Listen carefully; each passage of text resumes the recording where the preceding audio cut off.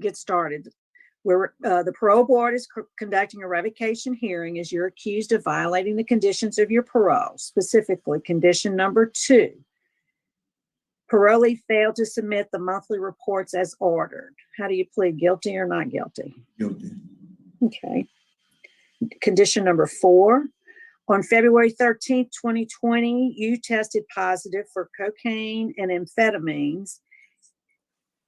On that date, February 13th, 2020, you attempted suicide by overdosing on antidepressants. No, ma'am. First, Okay. I attempted. So let's start first. So you can plead guilty or not guilty with a statement. We'll take your statement in a minute. So tell me what. Not guilty with a statement. Okay. Okay. Okay. Wait. I'm gonna get your statement in a minute. We've still got 2 more conditions. Condition number 10. Parolee, you are currently $563 in arrears on your supervision fees. Not guilty. Not guilty. Okay. With a statement. Yes, ma'am. And condition number 13, you failed to provide proof of having an approved sex offender residence plan. How do you plead? Not guilty to that. I mean. Okay, well, wait, let's go back. Okay. So you acknowledge that you didn't submit your reports as you were supposed to. So talk to us about, did you or did you not test positive for cocaine and amphetamines? I tested positive after the day I committed suicide. Tried to commit suicide. Yes, ma'am. Yes, ma'am. So you did test positive. So that. Yeah. I mean. So tell us about the attempted suicide. Well, honestly, to be honest with y'all, I just felt like I gave up at that particular time. I felt like I didn't matter to nobody. Nobody wanted to help support me while I'm trying to do good, or, and I just basically just felt like I didn't want to live no more, honestly. Okay, what about your fees? But my fees wasn't actually that much at that particular time. I had just talked to the woman and made a payment, and I told her I had just got a job at Tucker Seafood, and I was gonna make additional payments, but I had just got paid, and I paid what I could. But you were behind. You were behind. Yes, ma'am. Yes, ma'am. Okay. Yes, ma'am. But you were making an effort. But yes, ma'am. But I wasn't that far behind. Okay. So what about the residence plan? Well, honestly, I only have like one supporter in my family, and that's my little brother. I lost my father while I was in here, and my mother had a bad stroke. So I really don't have much support, and he's the only one that's trying to help find me a place to live. So you were living with your aunt, correct? Yes, ma'am. And the pills you used to try to commit suicide, you got from her medicine cabinet? No, ma'am. I found it from my cousin. I went help him clean out his outhouse, and I found those pills. I had them, and I just, on that particular day, that was the first thing I seen. Okay, but since your aunt has said you can't live with her. Yes, basically. And your brother is trying to help you find an appropriate. Yes, ma'am. And because has he done that? I don't know, because by me on the jail phone, we limited calls or whatever. And he said he tried to get another job to help me get a place. So when's the last time you talked to your brother? Ooh, maybe on the 12th, because that was my birthday. Oh, happy birthday. Thank you. Yeah. So have you seen a mental health professional since you've been in jail?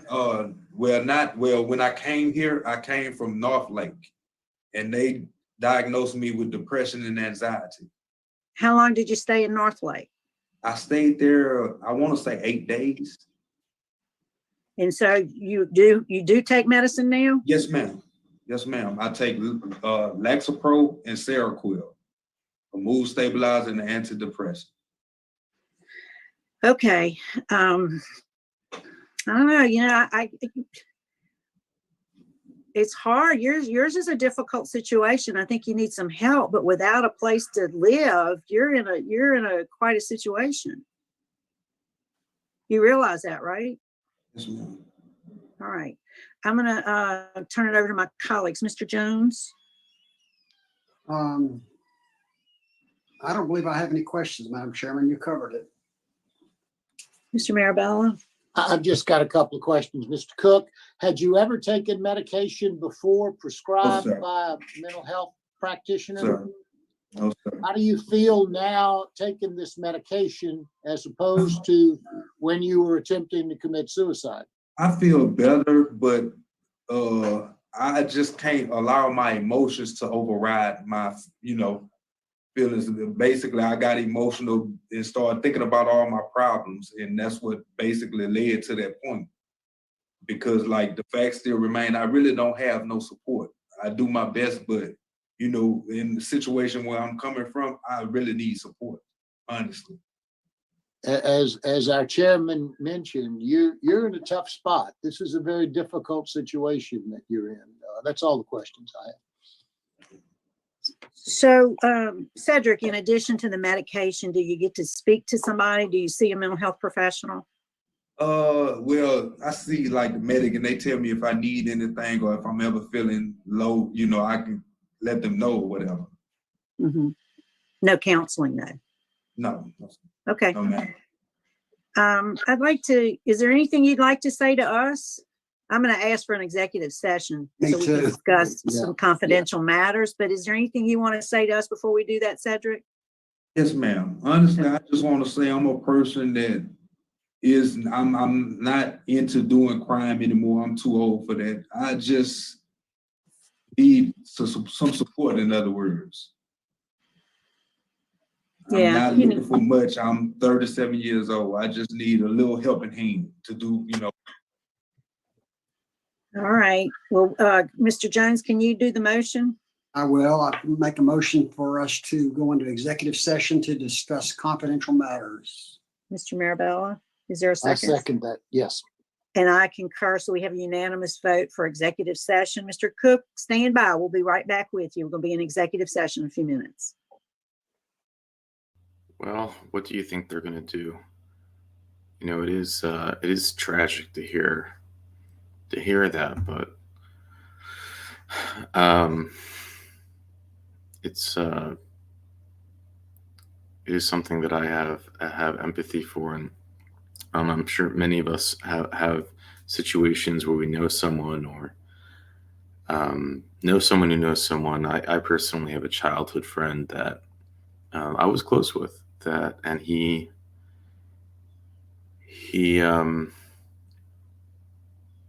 wanted to leave and he left, and I just remember the guilt I felt because I had no idea that he was going through that. I had no clue.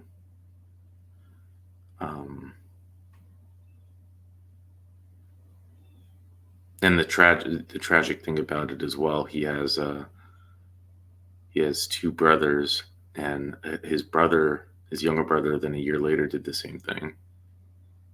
And then I'm friends with the third brother, and there's definitely a lot. I think there are some genetics involved in it and things like that. I just don't understand, but that experience forever changed me. But what did he do? So, thank you, Richard, for the article. He was wanted when he was, it's quite an old art. It says he's 24 years old, and now he says he's 38. So this crime that I'm looking at took place in 2007, and it says that he put his hands around a woman to restrict her air breathing, then drove off with her car while her 2-year-old child was still inside. And the car was later found abandoned with the child found outside the car, unhurt. But you can see there that is someone who is very dangerous. Then, and who I wouldn't have really any sympathy for, the child was found outside the car. Then you have his SO charge, which they're talking about, but on his records that Richard provided, I actually don't see any mention of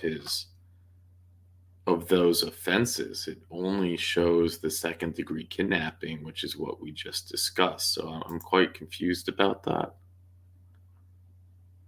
Why he's a registered offender, and it could be that for whatever reason the judge or the statute somehow for this kidnapping event made him a registered offender. I don't understand if that's possible. Again, I only see one felony, and this is the 2009 kidnapping. And he's registered as a tier 3. But, this is actually a 7-minute wait, which is quite a long wait. I'm not sure what they're looking at, but I'm sure they're making some phone calls. Let's fast forward for you. And what do you think they're going to do? You think they're going to grant? They're going to put him in a program?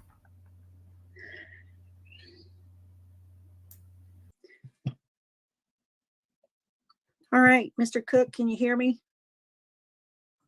Yes, ma'am. Okay.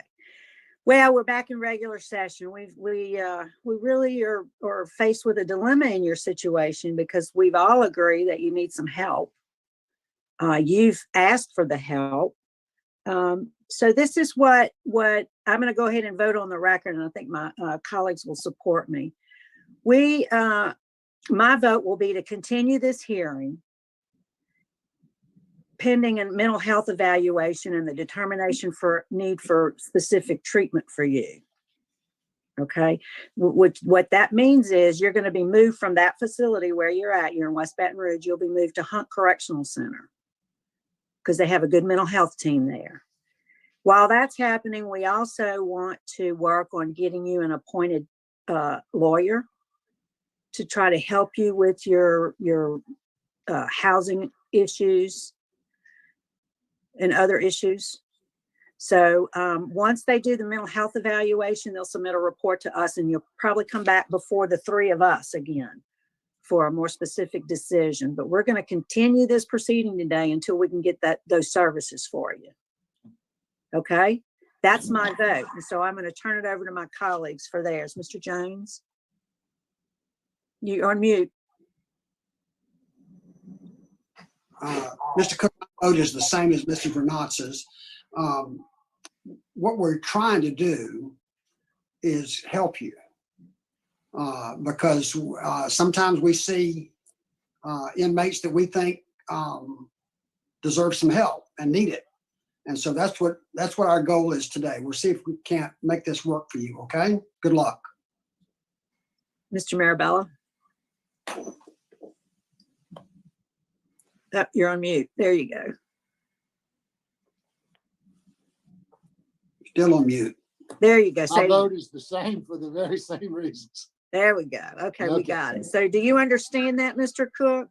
Yes, ma'am. And thank y'all. We wish you the best. We'll see you again once you get the talk to the mental health professionals. Okay. And I think that concludes does that conclude our business at West Baton Rouge? Okay, well, here we are 2 months later, and he's up for another hearing. Now, it is my least favorite board, Miss Wise, Jim Wise, and Victor Jones. And I'll tell you, the first 4.5 minutes of this hearing was them jumbling and mumbling and trying to figure out what's going on. I have to tell you, I'm like already getting anxiety from it, but I'm not going to put you through that. We'll jump in, take a deep breath. I haven't seen it yet, but I just can't. I'm sorry. This mixed board, like I avoid these type of hearings, but because it's a continuation of the last one, we're going to do it. But let's jump in. You're retained or? I'm appointed counsel as a result of a disability that Mr. Cook has. We've never met other than this hearing. I was contacted on October 30th of 2020 and advised that I would be representing him. And I did receive the notice of the hearing on yesterday.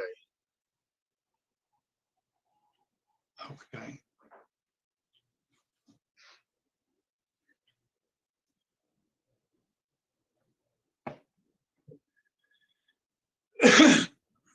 Okay, I'm gonna read you out your rules violation. You plead guilty or not guilty or guilty with a statement, Mr. Woods. If you need to help him, you can. Rule number 2, Parole failed to submit MSR monthly supervision reports as ordered. Guilty or not guilty? I was guilty.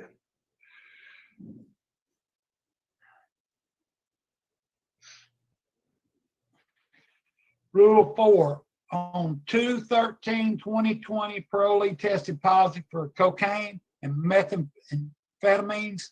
On 2/13/2020, Parole attempted suicide by overdosing on antidepressants. Guilty or not guilty? That's not guilty. I committed, guilty, not guilty with a statement. I advise you, if you're going to plead not guilty at this time, let him finish the charges, Okay. Mr. Cook, and then at some point, then we can address that. But at Okay, this point in time, just enter you guilty or not guilty, please. not guilty. Okay. Number 10, Parole is currently $563 in arrears to the Louisiana Department of Corrections. Guilty or not guilty? Not guilty.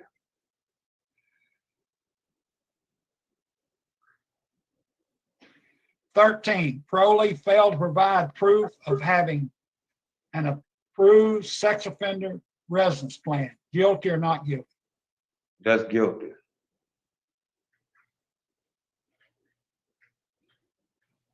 Okay. At this time, Parole had failed to submit a monthly supervision order. Mr. Woods, is there anything that you have to say on that? And he Yes, pled guilty to that claim. And I guess the question I have for you, Mr. Cook, are you able to read and write? Yes, sir. Okay. And did you have a full understanding that the reports were something that you had to submit? Yes, sir. But there was also something that they had to bring to you, like, because you didn't go to the parole place all the time unless when she sent for you. She normally used to bring that in an envelope to me. So when she didn't bring it to me, I didn't know that I had to send it, because she was just giving me the envelopes. So is it your contention that you didn't send them, but you didn't know that you were required to send them? Yeah, I didn't that know what that you I had to send them with every payment. When you were paroled out, did you sign some paperwork advising you, though, that you had to send them out on a monthly basis? No, not necessarily. Okay. So it's your contention that you violated it, but you weren't aware that you were supposed to send them on a monthly basis. Yes, sir.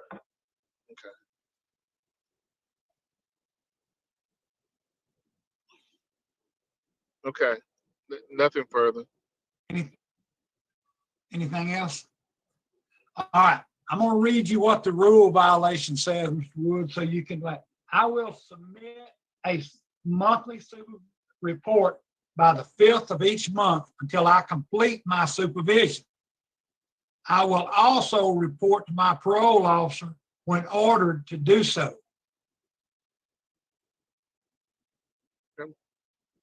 That is one of the rules. That's rule 2. Did you agree to that, Mr. Cook? I mean, at the particular time when I got out in 2015, I might have did. But I didn't, because like I say, when she was coming and I asked her for the statement to send the money, she'll just give me the envelope to put the money in. She never did give me no money request. So I was thinking that I didn't, Okay. All righty. We have nothing further on that. Okay. Rule number 4, I will not engage in any criminal activity nor will I associate with people who are known to be involved in criminal activity. I will avoid bars, casinos. I will refrain from the illegal use of drugs. On 2/13/2020, you tested positive for cocaine, amphetamine. On 2/12/2020, you attempted suicide by overdosing on antidepressants.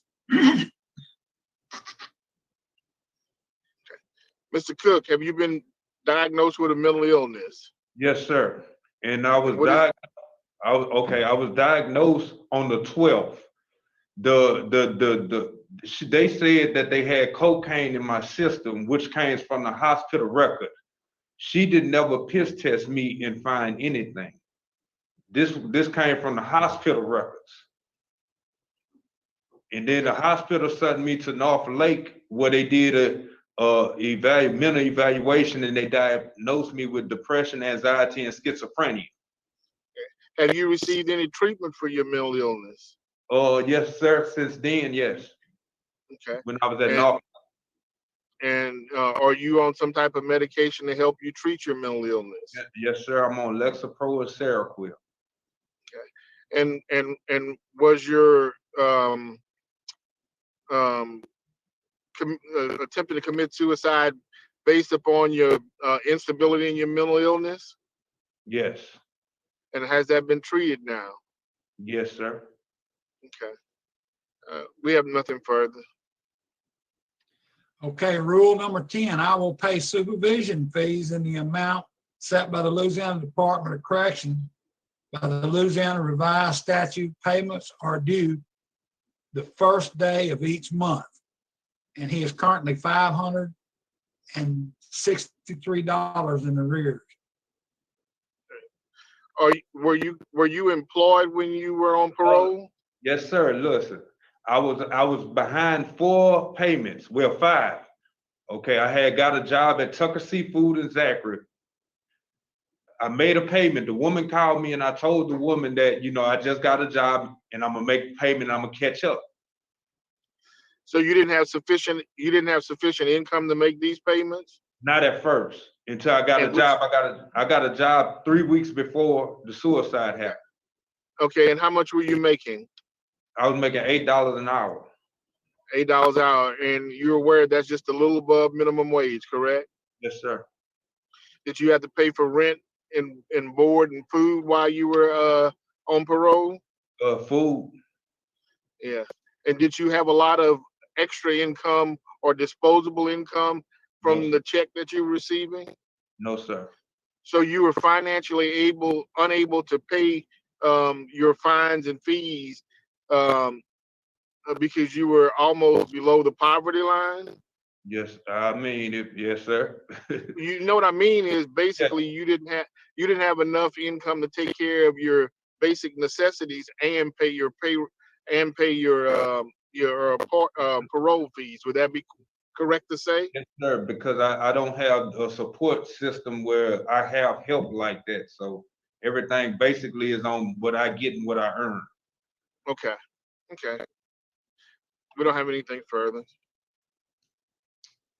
One of the special conditions was approved sex offender residence plan. And he failed to provide proof of having an approved sex offender residence plan. Where were you living? Okay, at the particular time I was living with my aunt. Did you have housing, or did you own a house prior to going into jail? I had a trailer going into jail. Okay, did you have that coming out? No, sir. Did you have a place to live, or were you living from place to place, almost being homeless? My auntie allowed me to live there for a moment. But was that something that could be permanent, or was she allowing you to live there until you found another place to live? She was just allowing me to live there, I guess, until I found some other place or whatever. What did you look, and was it difficult to find a place that met the standards that were required? Yes, sir. I guess what I'm saying, you were not purposely not following this requirement. Is it fair to say that it was difficult for you to find a place based upon the circumstances that are required for Yes, you sir. to find a place to live? Yes, sir. So you weren't intentionally not following the rules. It was just difficult for you to find the place. Would that be fair to say? Yes, sir. We don't have anything further. Okay, at this time, this case has been assigned to Ms. Pearl Wise. Ms. Pearl? All right, sir, when you were talking earlier, you mentioned something about 2015.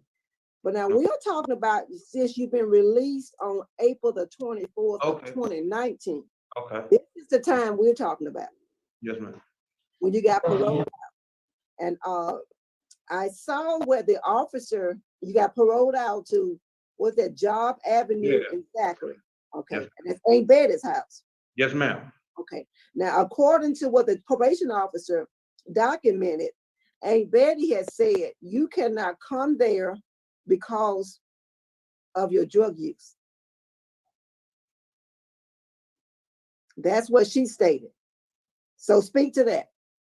Were you using drugs while you were out since April of 19? No, ma'am. I mean, you tested positive for drugs with probation and parole. That's We've already stipulated to that. Yeah, that's because I took a bottle of unknown pills, which I didn't know what they were, Oh, okay. honestly. Oh, okay. Okay. So you were not using drugs. No, You ma'am. were, all of this was in your effort to commit suicide. Yes, ma'am. Okay. That's the only drug use you admitting to. Yes, ma'am. Okay. I just want to be sure. I want to be sure. Now, if you are successful today, where would you go? Where would you live?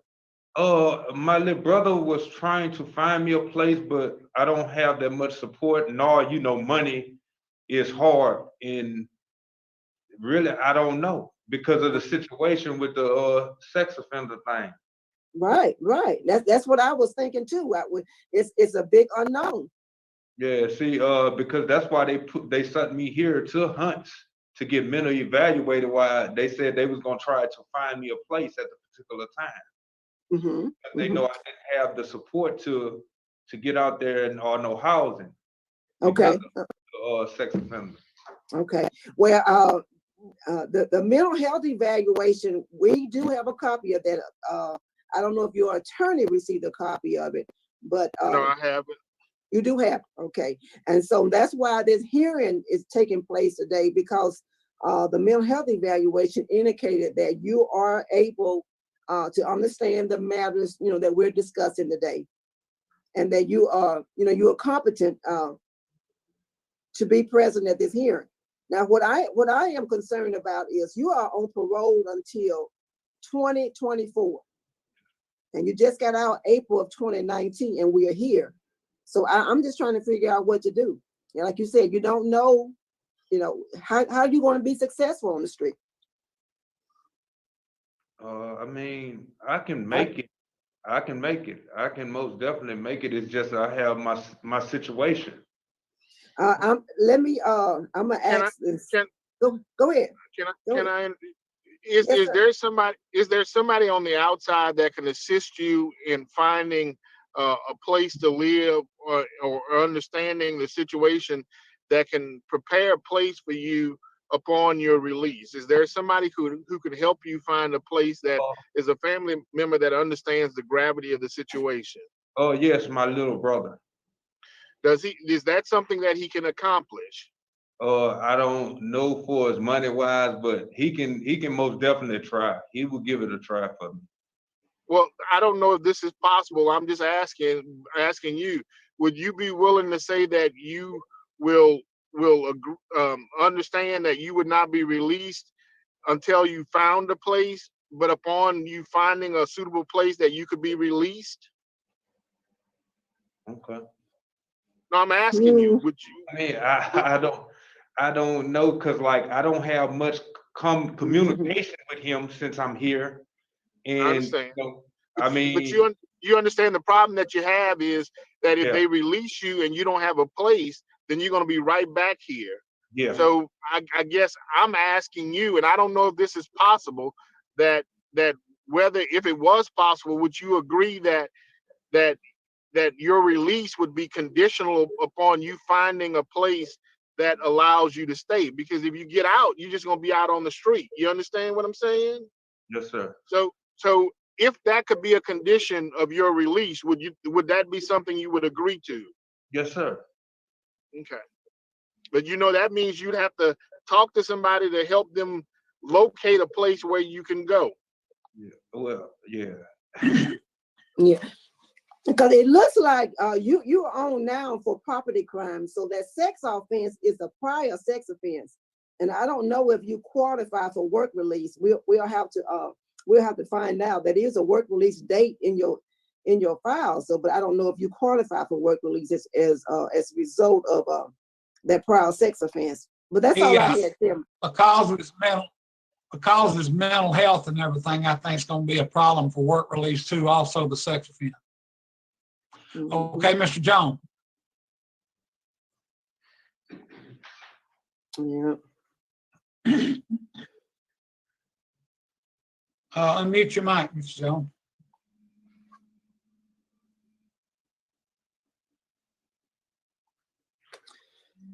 I don't have anything at this time. Mm-hmm. Okay. Well, Mr. Woods, what I got to say is one of the things when you're on probation, especially a sex offender, you have got to be able to have a stationary place to live, because they have to go check that area out. Got to go check that house. They got to make sure there's no children, anything for sex offenders, so it meets all the requirements. It just can't say, hey, I'm getting out and I'll go hunt a place and you come get me later. They got to be able to check that out and everything before you're released. And it's kind of a bad situation the way he is, because he says, he don't know who he can talk to on the streets. Unless do you know his brother? No, I like I said, this is my first contact with him, so I'm limited in knowing anything about you, Mr. Cook. I understand your position. It would be my argument that, and I wouldn't want him to be released just to be locked back up again because there's a violation. Right. I would suggest to Mr. Cook, and I would also suggest to the board that he be allowed to be released upon a condition that he finds an appropriate place to live. It would be further my argument that all the other violations are basically economic or medical in nature, and as a result of that should not be something that keeps him from being released. However, I do truly understand the situation, and it would, I don't know if I can make it's my argument that he be held until such time he can prove that he has a place that he can go. And if Mr. Cook would call me and give me his brother's number, I would reach out to his brother to see if there's something I could do to give his brother the information. Like I said, I don't have any information on Mr. Cook, though. I could reach out to him where he's at. If you all would make that a condition, I could reach out to Mr. Cook to see what I can do. Mr. Cook, how long you been in jail now on this violation? I think 9 months. 9 months? Yeah, because after I left the mental house, they brought me to West Baton Rouge Parish Jail. Okay, all right. Warden Hooper, is there anything you can help us with on this? Do you have any insights on this case? I know he's not housed at your facility. Where is he at? He is. He's in HRDC. Ms. Wise, Warden Hooper had to sign off. This is Warden Buttress. We don't have any comments. Like I said, he's in our reception center population coming into us as a parole violator. All right, thank you, sir. Okay. Well, this time, do you have anything you'd like to say to the board, Mr. Cook? Oh, no, sir. One of the things, he's a third-class offender, and he's been on paper back and forth on parole supervision. He's had poor parole supervision. At this time, Ms. Pearl Wise will be voting at this time. Mr. Cook, I've just been reading over your file, and probation parole has indicated, let me get back to it, in their narrative that if you are released, you are going to be subject to mental health counseling. You're gonna have, they're gonna ask that you be recommended to the mental health center, and you get a GPS monitor. So my vote today is to do not revoke, return you to supervision, and that you get an approved residence plan prior to release. PMP approve your residence plan, and that the mental health appointment is already made before you release, and they go ahead and find a mental health so you can be transferred to a mental health. You'll be connected, to a mental health appointment so you can continue your medication before you're released. And then you'll be subject to a GPS monitor and continued on supervision. You're gonna have to stay plugged into the mental health. And if you don't get an approved residence plan, then you won't, if probation parole doesn't approve your residence plan, you won't get released. So you have to just go ahead and stay calm while we work on that. Because for us, sir, it's not about just getting out, it's about staying out. So we want to get you as situated as we can so you can stay out. So good luck to you, sir. That is my vote. You have 2 more people to vote, so just hold on. Okay, Mr. Jones? Yes, my vote is gonna be to revoke because he has no plans for after if he would be released until he get those plans and place to live and all that. I can't see. My vote is to revoke. At this time, I'm gonna vote to revoke. I'm sort of like Mr. Jones. I want to see him have some plans already in council. You may get with him and his brother and them and let him right back again. And let's get him some kind of stable place that he's going to be living. We can't just turn him out there and he's there for a week and he's back skipping around. And I think this little bit of time will help him go through some classes and stuff and help him along the way. And today, my vote is to revoke. I just have The hearing today is to revoke. can I have one question? Maybe somebody can help me out. Is there it seems like if he had a plan that's something that you all would reconsider. Is there I guess I need to call a parole board. Is there a mechanism of review once there's a revocation that he can come back if he has additional information to present to you all? We'll have You can write back. Go ahead, Prince. Sorry about that, Mr. Wise. He'll come back up if he's revoked. He'll come back up with his normal parole eligibility time. So, maybe 6 months, a year, 2 years, depends on what his current offense is that he's incarcerated on. So it'll give him a little time to get it together. Hunt's got a really good team there with their transition specialists that maybe they can help with that. And also they've got very good mental health, medical, and programming departments. So they'll be able to help him address some of his needs. And I guess I appreciate it. I just want to make sure as appointed counsel, there's nothing else that I need to do for him. And I guess that's something I have to check in. Okay. No, sir. Well, if you just appointed to counsel, you may make an appointment with him, go down there and see him at Hunts one day, and y'all try to get together with his brother and everything. However you want to do it, All right. Well, I appreciate it. You all have a good day. Yes, sir. Okay. Thank you. Bye-bye. Well, I feel like I want my 39 minutes and 15 seconds back. I don't know. To me, it was just a mess. We see the first hearing. It seems they give clear instructions of what should happen. They come back to the second hearing just 2 months later. It's a whole new board. It seems that they didn't read anything about the first hearing, or they just who's the blame? I don't know. You have this attorney that is driving while on a video call that has never met his client. I don't think he probably has no idea what's going on. It seems he's just asking his client questions after each. And what ends up happening? That I'll just go serve more time. And maybe that's the right choice. I mean, maybe they are right about that, considering that it didn't seem he had anything going for him. The attorney's just, probably overwhelmed with how many cases are assigned to him. Like, he's really going to show up to that prison and try to connect him with his brother. Yeah. Miss Wise kind of like nodding, it's seemingly at the wrong times. I don't think she's listening. I don't think any of them are listening. Gosh. But, to think that Jim Wise is the longest serving board member, I think he was on the board for 16 years before he left. Can you imagine 16 years?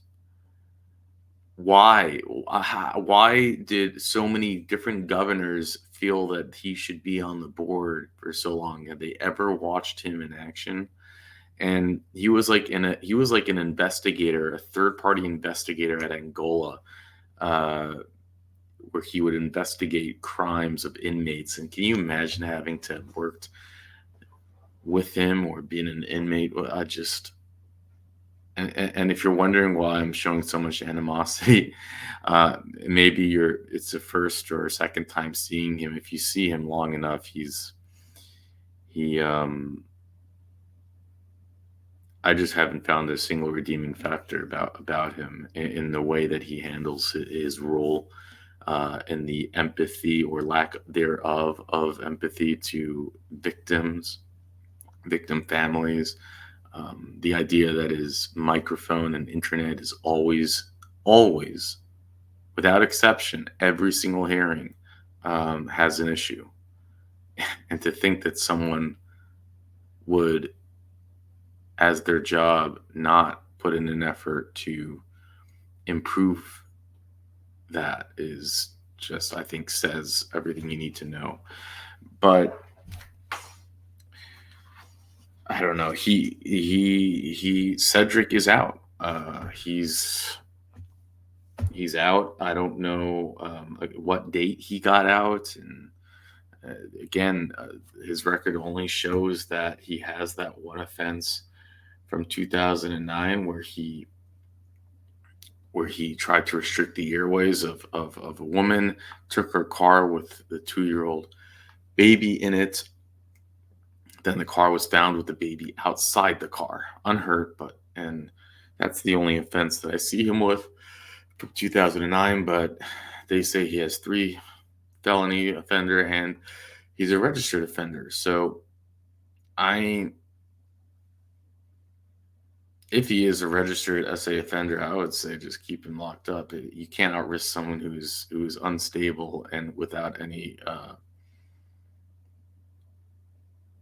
support system to be roaming around the street. I would say that's the right decision. But he is out. And that's what you got. If we see him again, you'll see it here. And with that, I'll let you go.